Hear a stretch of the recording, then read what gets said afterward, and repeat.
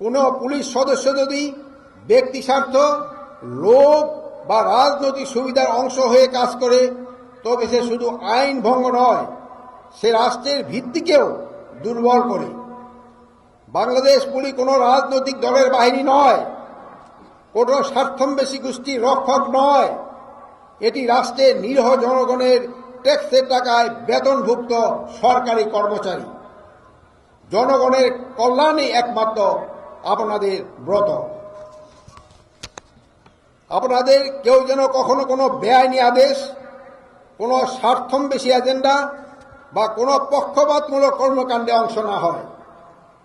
সাহস মানে শুধু বিপদের মুখে দাঁড়ানো নয়, সাহস মানে অন্যায় আদেশ না বলা, অন্যায়কে প্রশ্রয় না দেওয়া, জুলুমের বিরুদ্ধে অবস্থান নেওয়া, মজলুমের পক্ষে কাজ করা, দায়িত্ব পালনে ন্যায়ানুগ পন্থা অবলম্বন করা এবং নিজেকে সঠিক পথে অটল রাখা।